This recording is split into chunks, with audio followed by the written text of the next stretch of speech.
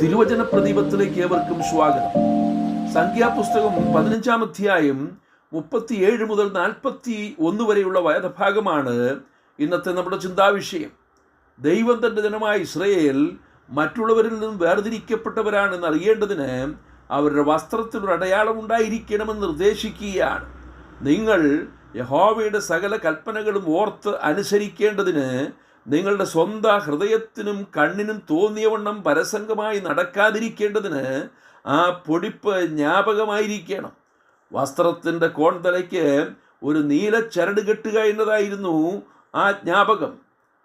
വളരെ പ്രാധാന്യമുള്ള ചില കാര്യങ്ങൾ അവരെ ഓർപ്പിക്കുന്നതായിരുന്നു ഇത്.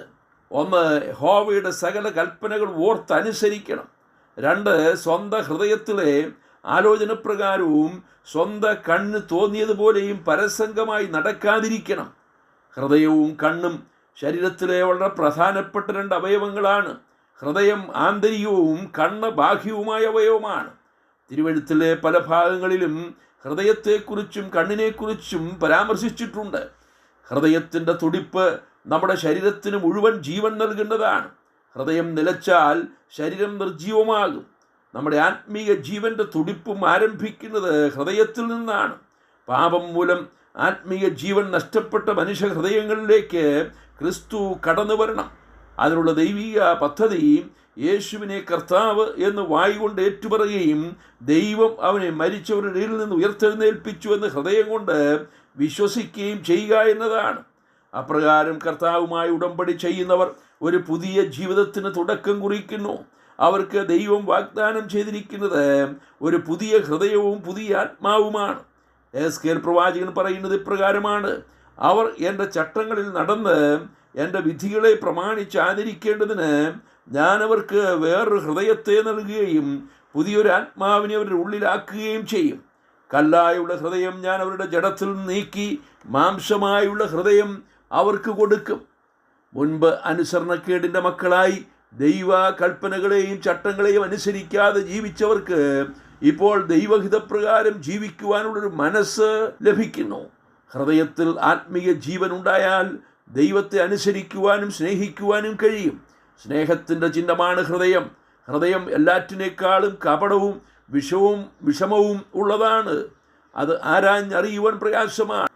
ഹൃദയപൂർവ്വം എടുക്കുന്ന തീരുമാനങ്ങൾക്ക് മാറ്റം വരുത്തുവാൻ കഴിയുന്നതല്ല. ജഡത്തെ തങ്ങളുടെ ഭുജമാക്കി ഹൃദയം കൊണ്ട് യഹോവയെ വിട്ടുമാറുന്ന ശപിക്കപ്പെട്ട മനുഷ്യർ വർദ്ധിച്ചു വരുമ്പോൾ നാം നമ്മുടെ സ്വന്തം ഹൃദയത്തിനും കണ്ണിനും തോന്നിയതുപോലെ നടക്കാതെ ദൈവഹിതത്തിന് അനുസരണമായി ജീവിച്ച് ദൈവത്തിന് മഹത്വം കൊടുക്കുക. രണ്ടാമത്, സ്വന്തം കണ്ണിന് തോന്നിയതുപോലെ പരസംഗമായി നടക്കരുത് എന്ന് ഉപദേശിക്കുന്നു. കണ്ണിൻ്റെ പ്രാധാന്യത്തെക്കുറിച്ച് കർത്താവ് തന്നെ പറയുന്നത് ശ്രദ്ധിക്കുക. ശരീരത്തിൻ്റെ വിളക്ക് കണ്ണാകുന്നു. കണ്ണ് ചൊവ്വുള്ളതെങ്കിൽ ശരീരം മുഴുവൻ പ്രകാശിതമായിരിക്കും. കണ്ണ് കേടുള്ളതെങ്കിലോ നിന്റെ ശരീരം മുഴുവൻ ഇരുണ്ടതായിരിക്കും. കണ്ണ് നമ്മെ പ്രകാശത്തിലേക്ക് നയിക്കുന്നു. കണ്ണ് തുറപ്പിക്കുവാൻ പിശാച് ശ്രമിച്ചുവെങ്കിലും ദൈവകൽപ്പന ലംഘിച്ച് മനുഷ്യൻ അന്ധകാരത്തിലേക്ക് പോവുകയാണ് ചെയ്തത്. ദൈവം തിന്നരുതെന്ന് കൽപ്പിച്ച വൃക്ഷഫലം തിന്ന് മനുഷ്യൻ പാപിയായിത്തീർന്നു. അതുമുതൽ അന്ധകാരത്തിൽ കഴിയുന്നവരെ അത്ഭുത പ്രകാശത്തിലേക്ക് നയിക്കുവാനുള്ള ദൈവപ്രവൃത്തി തുടർന്നുകൊണ്ടിരിക്കുന്നു. അതിനുവേണ്ടിയാണ് കർത്താവ് സ്വർഗത്തിൽ നിന്നും ഭൂമിയിലേക്ക് ഇറങ്ങി വന്നത്. ബദ്ധന്മാർക്ക് വിടുതലും കുരുടന്മാർക്ക് കാഴ്ചയും നൽകുവാൻ ദൈവം നമ്മിൽ പ്രസാദിച്ചു.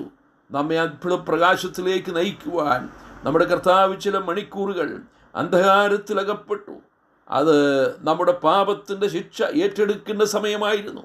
നമ്മെ സ്നേഹിച്ച് നമുക്ക് വേണ്ടി ജീവൻ നൽകിയ കർത്താവിന് വേണ്ടി ജീവിതം സമർപ്പിച്ചവർക്ക് ഇനി അന്ധകാരത്തിൽ ജീവിക്കുവാൻ കഴിയുന്നതല്ല. സ്വന്തം ഹൃദയത്തിനും കണ്ണിനും തോന്നിയതുപോലെ ദൈവത്തെ വിട്ടുമാറി ജീവിക്കുന്നവർ ശപിക്കപ്പെട്ടവരാണ്. ഇസ്രായേലിന് തങ്ങളുടെ വസ്ത്രത്തിൻ്റെ കോൺതലയ്ക്കൽ നീലച്ചരട് കെട്ടിയൊരു ജ്ഞാപകമുണ്ടായിരുന്നത് പോലെ നമ്മുടെ ഹൃദയത്തിലും കണ്ണിലും ഒരു ജ്ഞാപകമുണ്ടായിരിക്കട്ടെ. ഹൃദയപൂർവം ദൈവത്തെ സ്നേഹിക്കുക, കണ്ണുകൾ ദൈവത്തിങ്കിലേക്ക് ഉയർത്തി ദൈവിക പ്രകാശത്തിൽ നടക്കുക. അതാണ് നമ്മെക്കുറിച്ചുള്ള ദൈവഹിതം. കർത്താവ് നമ്മെ അതിനായി സഹായിക്കട്ടെ. കർത്താവിൻ്റെ നാമം മഹത്വപ്പെടുമാറാകട്ടെ. സ്വർഗീയ പിതാവേ, ഞങ്ങൾക്ക് അങ്ങയെ അനുസരിക്കുവാനും അങ്ങയെ സ്നേഹിക്കുവാനുമുള്ളൊരു ഹൃദയം നൽകി അവിടെ നിങ്ങളെ അനുഗ്രഹിച്ചത് കൊണ്ട് സ്തോത്രം. ഞങ്ങളുടെ ഹൃദയത്തിൽ കർത്താവ് വസിച്ച് കർത്താവിൻ്റെ ഹിതം ചെയ്യുന്ന അനുഗ്രഹിക്കപ്പെട്ടൊരു ജീവിതം നയിക്കുവാൻ അവിടുന്ന് ഞങ്ങളുടെ കേൾവിക്കാർക്ക് എല്ലാവർക്കും കൃപ ചെയ്യണമേ. പ്രാർത്ഥന കേട്ടതുകൊണ്ട് സ്തോത്രം. ക്രിസ്തുയേശുവിൻ്റെ ധന്യമായ നാമത്തിൽ തന്നെ. ആമേൻ.